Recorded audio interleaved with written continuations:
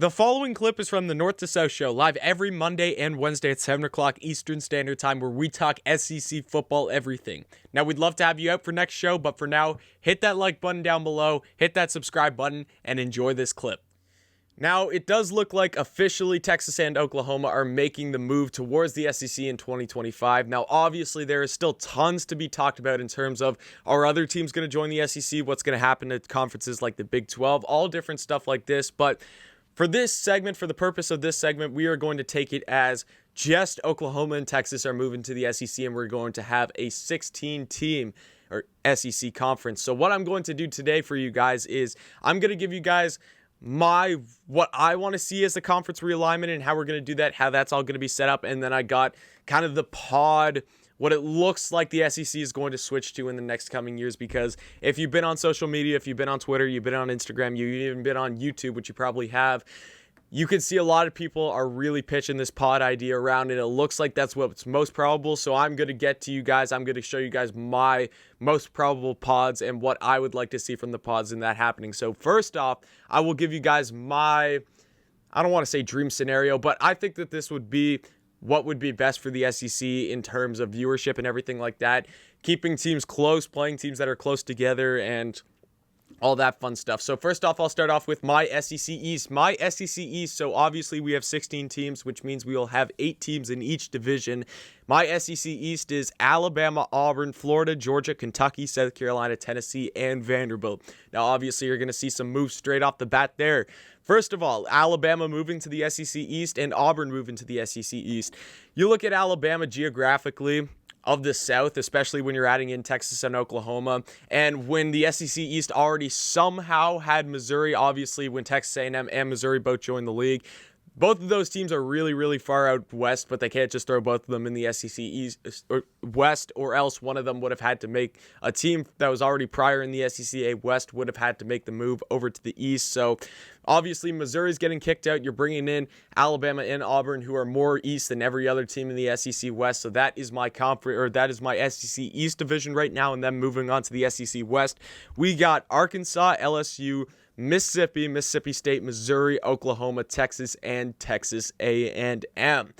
So you look at the SEC West, obviously you're adding Missouri because Missouri is one of the most West teams by far in all the SEC, so they definitely deserve to be moved to the SEC West. Oklahoma and Texas are definitely far out west, so you're going to have both of them joining the West, and then other than that, the other 5 teams that weren't Alabama and Auburn that were prior in the SEC West are staying. Now, what I want to see, I still want to see the cross-divisional matchups that are set each and every season. I know a lot of people are against that because, you play the same team every single year, and then once every 6 years you get to play, if you're in the SEC East, you get to play your Alabama, you get to play Auburn, you get to play LSU. If you're in the SEC West, every 6 seasons, you're going to see like an Alabama-Georgia game, something like that. You're going to see an Alabama-Florida game. So there is a long period of time between those big-time matchups, those big-time divisional cross-up matchups that we all love seeing.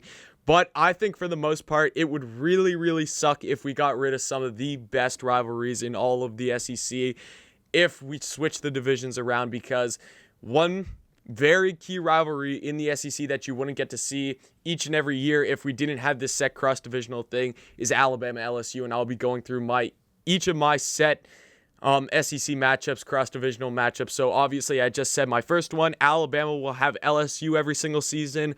Auburn will have Arkansas every season. Florida will have Oklahoma. Obviously, that's a very interesting one. Obviously, they just played in the Cotton Bowl this year, but that's not why I picked them. I just wanted a big-time matchup, something like that, and that goes for my next one when we have Georgia and Texas being the cross-divisional matchup. Obviously, Georgia's cross-divisional matchup was already with Auburn. Now that Auburn moves to the SEC East, you don't need that anymore, so you get to basically pick any of the 2 new teams to have them. So I went Texas for Georgia.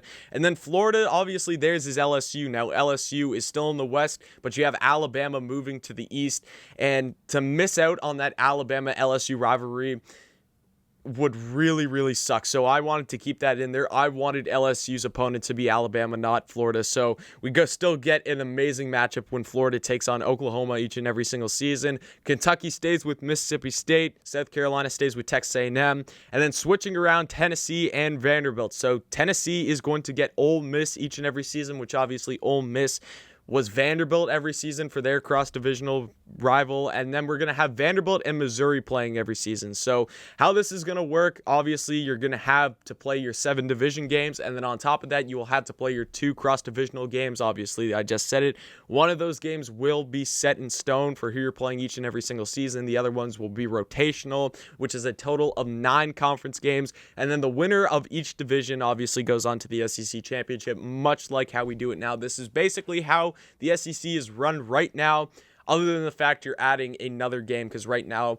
you play all 6 teams in your division and you play 2 cross-divisional games. That's a total of 8 conference games. Winners of each division go on to the SEC championship, and so on and so on. So basically you're adding one more conference game to this and switching around a couple of the cross-divisional set matchups for every single season. So now getting into my pods, and pods are kind of the favorable thing for what's going to happen in the SEC. We've seen tons of stuff. If you've been on, again, any social media platform, you'll see some kind of graphic about these SEC pods for the next coming years. Basically, what the pods are is, instead of having 2 divisions in the SEC, they're going to break down each division. Do we want to call it division? They're breaking down each section into 4. So you're going to have 4 groups of 4. So that means you play all 3 teams in your division. And then what the idea is, right now you're going to play 2 of the teams from all the other pods to create a 9-game conference schedule in that sense. So I'll go through my pods first. My first pod, which I guess you could call the most East. I didn't really have names for these. I just put them in pods. So you could say that this is the East quad. You have Florida, you have Georgia, you have South Carolina, and you have Tennessee.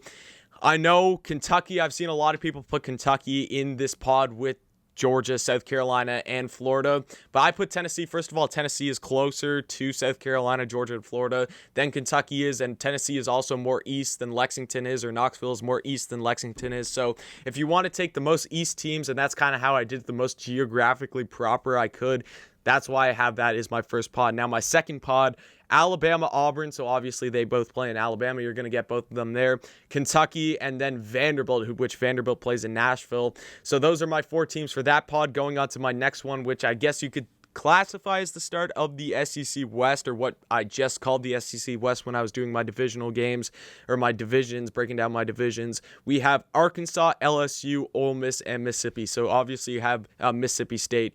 Obviously you have the 2 Mississippi teams in there. You have LSU, which is right next to Mississippi, and then you have Arkansas, which is right on top of Louisiana. So you're going to have all those teams really close, and then finishing up with Missouri, Oklahoma, Texas, and Texas A&M.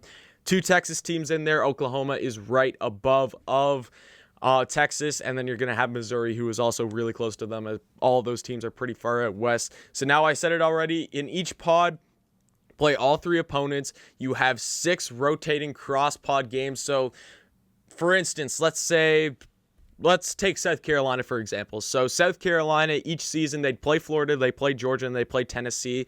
And then what they do for the Alabama, Auburn, Kentucky, Vanderbilt pod is you'd see South Carolina, let's say in year 1, they play in Alabama and they play Kentucky at home. Then year 2, they play Auburn at home, then they go to Vanderbilt. Then year 3, you go back to playing Alabama and Kentucky, but instead you get Alabama at home and you travel to Kentucky. And then the next year after that, instead of getting Auburn at home, you go to Auburn and get Vanderbilt at home. So that's how it kind of worked for each cross-pod game and everything like that.